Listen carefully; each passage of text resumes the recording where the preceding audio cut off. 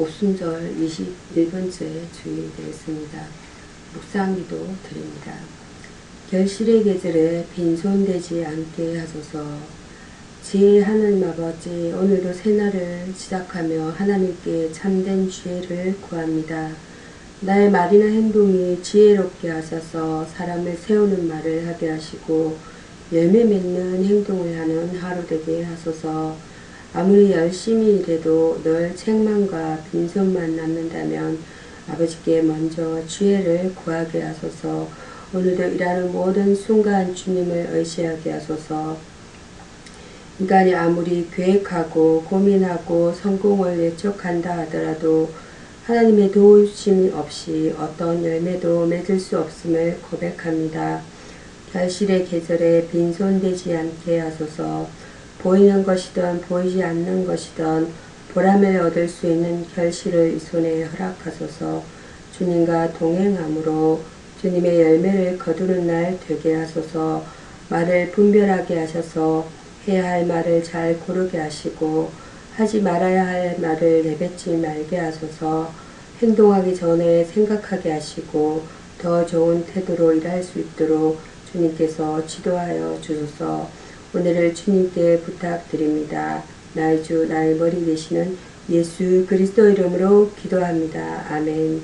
빛의 열매는 모든 착함과 어려움과 진실함에 있느니라. 에베소서 5장 9절 말씀입니다. 사도신경으로 신학 고백 드립니다. 전능하사 천지를 만드신 하나님 아버지를 내가 믿사오며 그 외아들 우리 주 예수 그리스도를 믿사오니 이는 성령으로 잉태하사 동정녀 마리아에게 나시고 본디오 빌라도에게 고난을 받으사 십자가에 못 박혀 죽으시고 장사한 지 사흘 만에 죽은 자 가운데서 다시 살아나시며 하늘에 오르사 전능하신 하나님 우편에 앉아 계시다가 저리로서 산자와 죽은 자를 심판하러 오시리라. 성령을 믿사오며 거룩한 공의와 성도가 서로 교통하는 것과 죄를 사하여 주시는 것과 몸이 다시 사는 것과 영원히 사는 것을 믿사옵나이다. 아멘. 오늘의 성경 보아 말씀은 예수는 영광으로 나를 영접하십니다. 외국의 대통령이 오시면 정중히 영접합니다. 여장대가 도열하고 빨간 카펫이 깔리고 가나케의 팡파르가 울리고 한복을 곱게 차려입은 미녀들이 꽃다발을 들이며 영접합니다. 높은 분들이 움직이면 대단합니다. 수행원이 앞뒤를 호위하고 자동차가 서면 문을 열어주고 모두 허리를 굽힙니다. 이 맛에 높은 자리에 오르려고 몸부림치나 봅니다. 그러나 세상의 영접은 잠시뿐입니다. 어제 내게 허리 굽혔던 사람이 내일은 다른 곳에서 허리 굽힐 수도 있습니다. 예수는 변함없는 사랑과 영광으로 나를 영접하십니다. 황금 카펫을 깔고 천사의 나팔로 나를 영접하십니다. 주의 교훈으로 나를 인도하시고 후에는 영광으로 나를 영접하시리니 시편 73장 24절 말씀입니다. 오늘의 성경 본문 말씀 출애굽기 33장 12절에서 23절 하나님의 인재라는 본문 내용을 오늘 나눠보고자 합니다. 하나님은 구원하신 그의 백성에게 인재하셔서 그들을 만민 중에서 구별시키십니다. 함께 행하시는 하나님입니다. 모세는 자신과 이스라엘이 가나안 여행을 위하여 그들이 하나님의 언총을 입은 증거를 요구하였습니다. 하나님께서는 자신이 주신 언총의 약속들을 확인하셨고 그 증거로 그들과 함께 행하시겠다고 약속하셨습니다. 모세는 하나님의 약속에 힘입어서 하나님께서 함께 가시지 않으시면 차라리 광야에서 죽음을 택하겠다고 결심합니다. 언총과 긍휼을 베푸시는 하나님입니다. 하나님께서 함께 가시겠다는 약속을 받은 모세는 하나님의 영광을 보여달라고 간구합니다. 하나님은 모세가 구하는 것 대신 자신의 선한 모든 것을 보이시겠다며 은혜와 긍휼을 밝히셨습니다. 하나님은 아무에게도 빚진 분이 아니십니다. 그가 주시는 모든 것은 인간의 공로로 인한 것이 아니라 그의 은혜입니다. 보호하시는 하나님입니다. 하나님의 얼굴을 보는 자는 죽는다는 것이에요. 그것은 영원한 축복이 되도록 유보된 영예이기 때문인 것입니다. 하나님은 모세가 감당할 수 있으면서도 만족할 수 있도록 하기 위하여 모세에게 그의 등을 보이셨습니다. 모세를 반석 틈에 두시고 그의 손으로 덮어 보호하시며 축복하셨습니다. 하나님의 사랑을 위한 지극한 사랑과 보호의 모습입니다. 모세가 간구하여 하나님의 인재를 충분히 누린 것처럼 성도는 약속을 믿고 충분한 인재를 구하여야 하겠습니다. 그래서 강림이라는 것은 아라드, 파로시아, 강림이란 예수 그리스도의 탄생 또는 더욱 적절히 말하면 하나님의 아들이 인간의 형상대로 나타난 것을 말하는데 마리아를 통한 하나님의 성육신을 가리킵니다. 이어서 전해드릴 성경 말씀은 시편 99장입니다. 시편 99장 말씀. 진정한 예배라는 말씀으로 은혜를 나누고자 합니다. 시편 99장.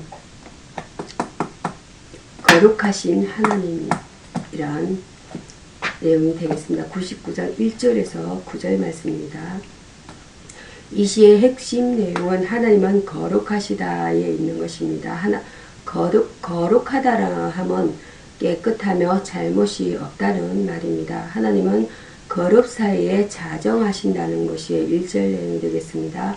천사들은 하나님의 능력이 있는 군대입니다. 또한 하나님의 구원의 백성을 섬기기 위해 보내신 피조물입니다.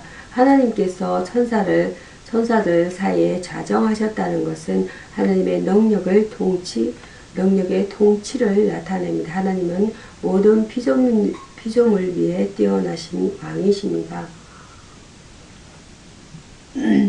거기서 범죄한 인간들을 향하여 용서와 축복을 주는 것입니다. 왕이신 하나님은 능력 그 자체이시다라는 것이에요. 이 능력은 공의에 사랑하는 힘입니다. 역사에서 하나님은 공의로우시며 왜 악이 있느냐는 물음에 시편 기자는 계시하였음을 알립니다. 하나님은 약속의 백성에게 평화로 세상의 악을 극복하여 승리하는 힘이 되십니다. 이 힘은 사랑에 기초하여 있습니다. 하나님은 외침을 들으시고 응답하십니다. 그들의 기도는 주님이 역사에 개입해 주시길 원했고 주님도 그들의 외침에 힘있게 응답하시고 구름 기둥에서 저희들에게 말씀하셨습니다. 출애굽기 12장 16절 25절과 민수기 14장 14절 그리고 신명기 31장 15절입니다. 하나님은 자기의 거룩하심을 택한 백성과 역사에 계속해서 공의로 나타내십니다. 또 응답의 하나님은 자신처럼 백성된 자들이 거룩하기를 요구하십니다. 거룩하신 하나님은 자기의 거룩을 나타내실 뿐 아니라 자기 백성들에게 거룩한 것을 요구하십니다. 거룩이라는 것은 가도시 하게오스입니다. 하나님을 섬기고 예배하기 위해서 세속적인 것들로부터 구별함을 뜻합니다. 거룩은 하나님께 속한 것으로 그분의 절대적인 주권과 순수성을 나타냅니다. 이어서 전해드릴 말씀은 이사야서입니다. 이사야서 45장 말씀입니다. 45장. 이사야서 45장. 이사야서 45장은 만인의 하나님이란 본문 내용으로 은혜를 나누고자 합니다. 이사야서 45장 1절에서 7절 말씀. 고레스는 이방인이었음에도 불구하고 하나님께 쓰임을 받은 자였습니다. 주권적인 하나님이심을 나타내고 있습니다. 3절 말씀이 되겠습니다. 고레스 왕을 통한 하나님의 성취는 여호와 하나님만이 유일한 참 신이심을 알리기 위함이었습니다. 이는 마치 불신앙자가 선택받아 집사, 전도사, 장로, 목사가 되는 이치와 같습니다. 고레서의 정거 또한 참 신이신 하나님께서 말씀을 자신에게 주었다고 했습니다. 결국 진정한 복음의 역사는 하나님께 있다는 것입니다. 성리의 하나님이심을 나타내고 있습니다. 2절 말씀이 되겠습니다. 어떤 역사가는 고레서 왕처럼 전쟁에서 많은 보물을 취한 자는 없다고 말했습니다. 곧 고레서를 통해서 하나님이 성취한 성리의 제물이었습니다. 이런 성리는 선민 히스기야 왕에게도 나타났습니다.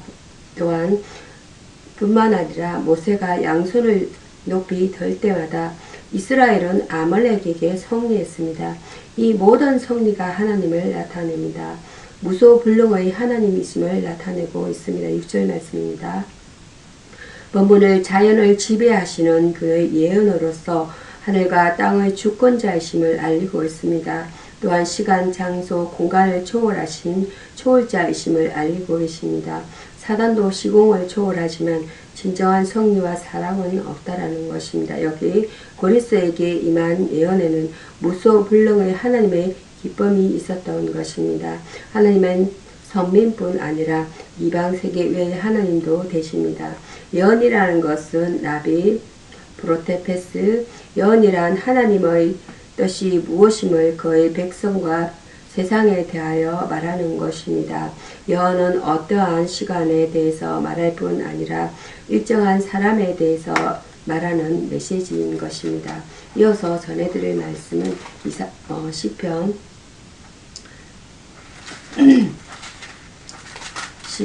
10편은 96절 말씀입니다. 시편 96장입니다.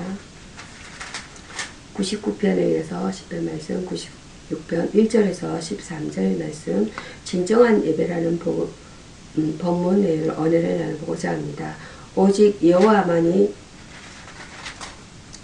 위엄과 능력을 가지신 분이시니 우리는 마땅히 그분께 영광을 돌려드려야 합니다. 새 노래로 부르는 찬양입니다. 1절과 2절, 4절 말씀입니다.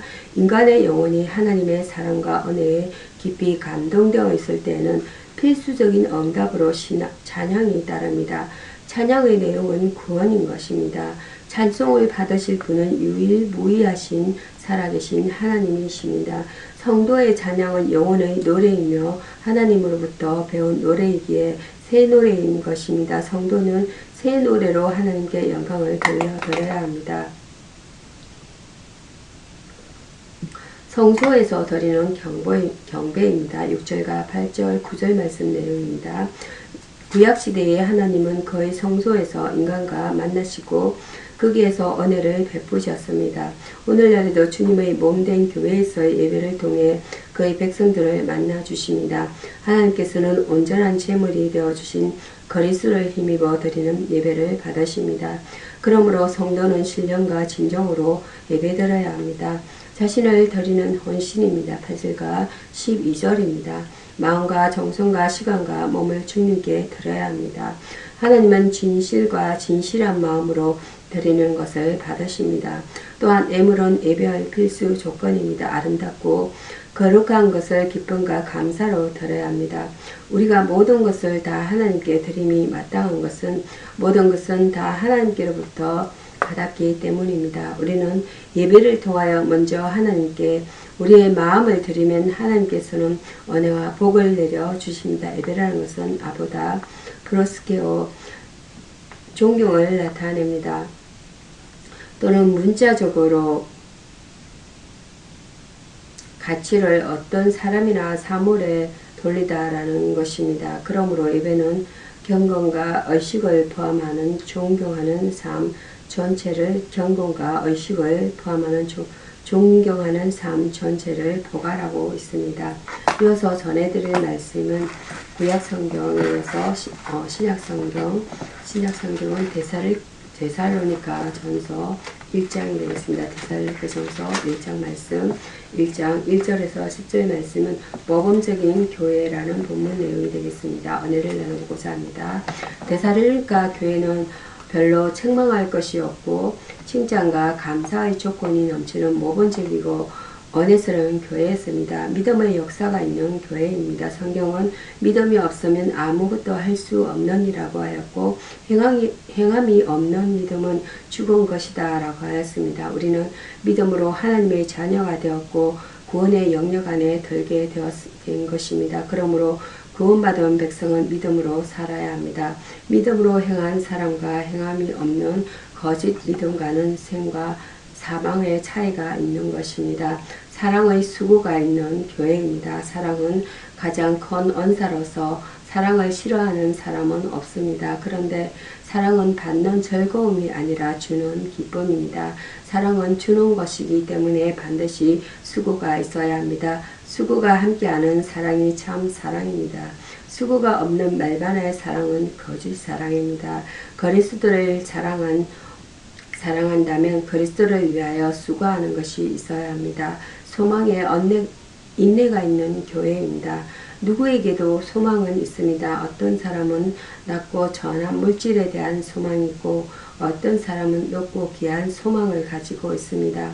우리 성도들에게는 하나님의 나라 예수님의 재림에 대한 소망이 있습니다. 이러한 소망을 이루는 데는 인내가 필요합니다. 세상의 소망을 이루는 데에도 인내가 필요한 것입니다. 인내가 없으면 아무것도 이루지 못합니다. 우리들의 교회는 믿음으로 일하고 서로를 사랑하며 소망으로 세상을 이기는 교회이어야 하겠습니다. 교회라는 것은 가할 에클레시아 세상 가운데서 불러냄을 받은 무리들로서 오늘날 교회 건물과는 본질적으로 다르다는 것이에요. 따라서 교회는 건물보다 경건한 성도들이 중시되어야 한다는 것입니다. 이어서 전해드릴 말씀은 마태복음입니다. 마태복음은 22장입니다. 22장 15절에서 22절 말씀 성도의 이중 의무라는 본문 내용을 나누고자 합니다. 당시 유대인들은 로마의 황제 아우구스투스의 주민세에 대해 크게 반발하고 있었습니다. 가이사의 19절에서 21절 말씀 내용이 되겠습니다. 세금은 로마의 원화인 데나리온으로 바쳤으며 황제의 훈상이 조각되어 있었습니다. 국가의 권력은 하나님이 주신 것입니다. 로마서 13장 1절이 되겠습니다. 그리스도인은 국가에 대한 의무를 다해야 합니다. 만일에 국가가 올바르게 정치하지 못할 때에 교회는 이를 저지해야 하며 국민을 위한 바른 정치를 하도록 권면하는 일도 국가에 순종하는 신앙의 태도라 할 수 있습니다. 교회는 국가의 권세에 대해 가이사의 것은 가이사에 바치는 하나님의 원리를 경건히 실천해야 합니다. 또 그 아래서 견딜 수 있어야 합니다. 하나님의 것입니다. 21절에서 22절입니다. 국가에 대한 관심과 하나님께 대한 열심은 세상 속에 있는 교회로서의 삶의 균형을 이루어야 합니다. 하나님 나라를 섬기고 국가를 외면하는 것은 탈세주의적 신앙이며 영적으로 무기력한 채 국가에 대해 지나치게 간섭하는 것은 세속주의적 신앙으로 변질되고 맙니다. 하나님의 것은 하나님께 드려야 합니다. 우리는 힘써 하나님을 경외하고 그 명령과 규례를 행하고 하나님을 기쁘시게 하며 거룩한 산 제사를 드려야 합니다. 그러므로 그리스도는 이중가세라 하는 자이나 더 큰 축복받는 자입니다. 우리는 하나님 것을 하나님께 드리며 살고 있는가 아니면 자신을 위해 사용하고 있는가 똑바로 점검할 필요가 있습니다. 의무라는 것은 듀티, 현대 도덕 철학에 있어서 의무는 행실의 동기 또는 원칙을 의미합니다. 그러므로 의무는 윤리적 의무와 법률적 의무의 두 가지가 있습니다. 전자는 내면적 규제이고 후자는 외면적 규제에 속합니다. 기도하심으로 말씀을 마치도록 하겠습니다. 저희 허물과 죄를 담당하신 주님, 예수 그리스도의 고난과 죽으심은 온 인류를 대신한 죄의 형벌로서 구속의 완성을 의미하는 줄 믿습니다. 제 생각을 버리고 주님을 만나며 손해를 포함하는 백성이